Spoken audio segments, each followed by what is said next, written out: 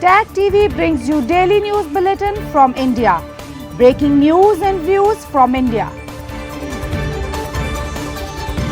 You're watching South Asian NEWSLINE and here are the top stories we are tracking for you on Thursday, the 8th of May. India neutralizes Spark missiles aimed at 15 cities, destroys air defense system. Pakistan vows retaliation as tension escalates with India over airstrikes.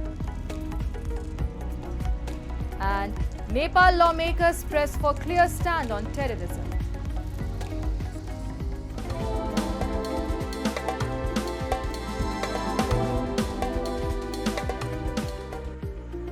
And now for all the details. A day after India launched strikes at hideouts of terror outfits in Pakistan and POJK, a similar kind of operation was launched by Indian forces. According to Indian government, the strike was in response to Pakistan's attempts to engage Indian military installations across northern and western sectors. Here's what we know so far. A day after India launched strikes in several locations in Pakistan-occupied Jammu and Kashmir, and Pakistan targeting terror hideouts, a similar kind of operation was launched by the Indian forces targeting Pakistan's air defense system.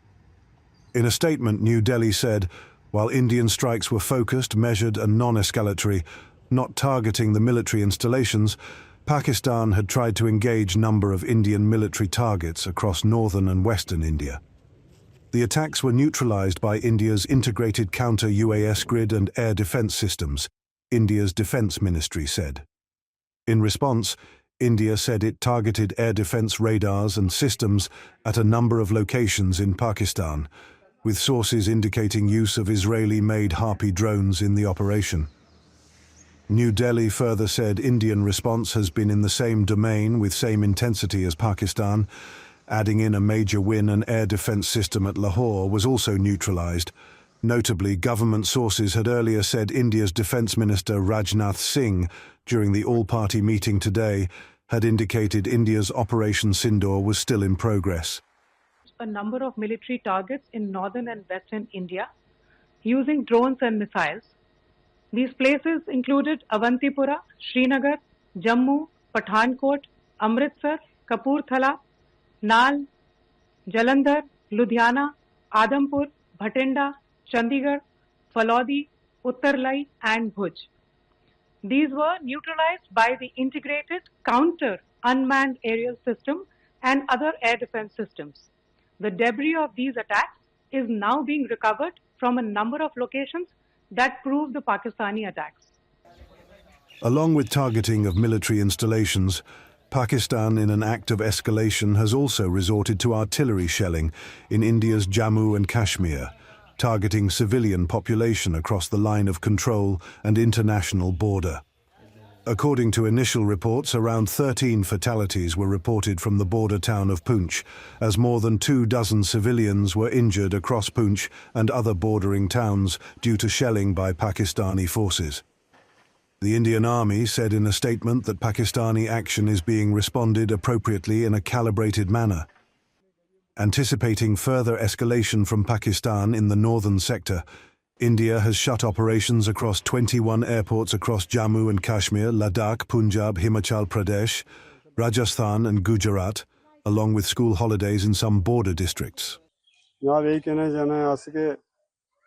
Modi सरकार की के मोदी साहब ने जरा कोई शीता बहुत अच्छा किया है लेकिन आसा गरीब लोगों ने भी जरा नुकसान होया इसने बारे में भी कुछ सोचा जाए और ये मेरे बच्चे ने मकान सा जरा पूरा तबाह हो गया हाँ ये हमें बहनें दो हैं इधर इसलिए रात को जब 1:30 बजे इन्होंने फोन किया कि हमारे यहाँ गोला पड़ा है तो हमें ये सब कुछ जल गया है खत्म हो गया और जख्मी है तो बाद में ये भागे ऊपर कहीं सेफ जगह पे. India on Wednesday also briefed envoys of current member nations of the United Nations Security Council, San Pakistan and Sierra Leone, over its Operation Sindoor. As per government sources, during the briefing, New Delhi conveyed if Pakistan escalates the situation, India will reply to its action in a befitting manner. India, which had earlier taken a slew of diplomatic measures against Islamabad, has said that strikes in Pakistan were aimed to preempt further cross-border attacks. Meanwhile, Pakistan, in an act of escalation, has warned action against India, with Pakistani Prime Minister Shehbaz Sharif saying New Delhi will have to bear repercussions of its actions in Pakistan. A report. While India stated its commitment to de-escalation, extending an olive branch provided the Pakistani military respects it, Prime Minister Shehbaz Sharif has threatened retaliation, warning that New Delhi will face repercussions for its military actions. Sharif, who chaired an emergency security meeting on Thursday, said in a televised address to the nation on Wednesday that Pakistan would not back down and would respond with a strong counterstrike. He claimed the Pakistani Air Force engaged Indian aircraft, but provided no evidence to substantiate this. Later on Thursday, military spokesperson Ahmed Sharif Chaudhry, addressing a press briefing, made similar claims without evidence. However, he acknowledged India's drone strikes at various locations across Pakistan, claiming Pakistani forces destroyed Indian-operated Israeli drones used in the attack. Last night, that is the night of 7th and 8th May, India has undertaken yet another blatant military act of aggression against Pakistan by sending Harap drones at multiple locations. As tensions escalate between the two nuclear-armed neighbors, world leaders have urged restraint from both nations. The United Nations, along with leaders from the US, the UK, UAE, China and Russia, have called on India and Pakistan to avoid escalating tensions. While Turkey has expressed solidarity with Pakistan, Israel has supported India's right to defend against terrorism, backing Operation Sindoor. Indian Foreign Minister S. Jaishankar, who held bilateral talks with his Iranian counterpart Abbas Araghchi on Thursday, said New Delhi did not intend to escalate the situation. However, he warned that if Pakistan chooses to attack militarily, it will face a firm response.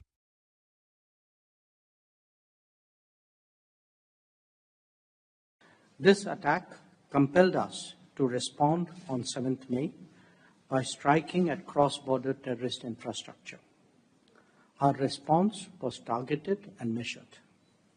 It is not our intention to escalate the situation. However, if there are military attacks on us, there should be no doubt that it will be met with a very, very firm response. And in a double whammy for Pakistani forces amid India's Operation Sindoor targeting terror hideouts, the Baloch Liberation Army has claimed responsibility for 2 separate attacks in Bolan and Kach regions of Balochistan, reportedly killing 14 Pakistani army personnel. There has been a spate in such attacks in the region since the past 2 to 3 months. The attacks highlight the deep-rooted and ongoing conflict in Balochistan, where separatist groups have long sought independence, accusing the Pakistani state of political exclusion, economic exploitation and systemic human rights violations. These groups argue that while Balochistan is rich in natural resources, the profits are reaped by Pakistan government and foreign entities, leaving local population in poverty and neglect. This widening gap thus remains a major source of instability in the region. And Nepali lawmakers have urged the government to cut diplomatic ties with states known to sponsor terrorism in an indirect reference to Pakistan. Speaking in the House of Representatives on Wednesday, Loktantrik Samajwadi Party MP Sarbendra Nath Shukla warned that maintaining relations with such countries endangers national security and must be ended. The comments came in the backdrop of a Pakistan Army delegation's visit to Nepal amid the ongoing conflict between India and Pakistan. Nepali lawmakers opposed the visit and lauded India's recent strikes against terror camps in Pakistan over the Pahalgam attack. दक्षिण एसियामा हुने कुनै पनि आतंकवादी घटनाबाट नेपाल प्रत्यक्ष अप्रत्यक्ष रूपमा प्रभावित हुँदै आएको छ। त्यसर्थ अहिले समय आएको छ सभामुख महोदय, जब हामी आतंकवाद र आतंकवादी विरुद्ध सहकार्य गर्न कार्यनीतिलाई हृदयंगम गर्नुपर्छ। हामीले One Nepali citizen was also among the 26 victims of the Pahalgam terror attack that happened on 22nd of April. The incident has raised alarm over regional security. सार्वजनिक भइसकेको छ तर छिमेकमा भएको जघन्य आतंककारी घटना र विकसित परिस्थितिलाई नजरअन्दाज गर्दै पाकिस्तानको उच्चस्तरीय सैनिक प्रतिनिधिमण्डलले नेपाल भ्रमण गरेको देखिन्छ। भ्रमण पूर्व निर्धारित नै भए पनि वर्तमान स्थितिका बारे संवेदनशील भएर कूटनैतिक कौशलताका साथ तत्कालका लागि भ्रमण स्थगन गर्दै उपयुक्त समयको प्रतीक्षा गर्नुपर्ने आवश्यकता थियो। And a newly formed political platform, July Unity, has demanded a judicial ban and prosecution of the Awami League by 5th of August, a date they symbolically call the 36th of July. Formed on Tuesday in Dhaka University, the platform includes over 50 socio-political organizations. On Wednesday, the July Unity called for justice over mass killings during July to August protests last year, along with accountability for abductions, killings and corruption over the past 15 to 16 years. Reports suggest the student leaders urged all political parties to show solidarity, emphasizing that July Unity is not a political party but sees the Awami League as its sole adversary. Former PM Sheikh Hasina's Awami League government had faced growing criticism over democratic backsliding and was ousted after the students' uprising last year. An interim administration led by Muhammad Yunus was later formed under military oversight, but it has yet to act decisively on calls for reform. Moving on. The World Bank said on Wednesday that it has earmarked more than $1 billion to support job creation and private sector growth in Sri Lanka over 3 years. The initiative aims to expand economic opportunity, strengthen local industry and attract private capital to support long-term growth, the bank said in a statement. During a meeting with Sri Lankan President Disanaike, World Bank President Ajay Banga said, now is the time to accelerate reforms and create the conditions for private enterprise to thrive, particularly in sectors that can create jobs at scale. The World Bank estimates a shortage of some 7 lakh jobs in the island nation over the next decade, with 1 million young people entering the workforce. Sri Lanka, which plunged into financial crisis in 2022 due to a dollar shortage, has gradually recovered under a 4-year $2.9 billion IMF program that began in March 2023. The World Bank had earlier in a report forecast 3.5% growth for the island nation in 2025.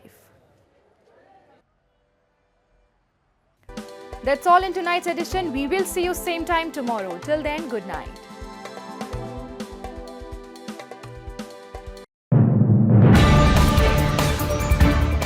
Tag TV brings you daily news bulletin from India. Breaking news and views from India.